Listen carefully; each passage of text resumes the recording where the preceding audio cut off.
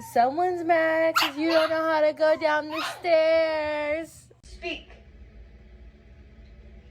Ryan, speak. Oh, good boy. Oh, good boy.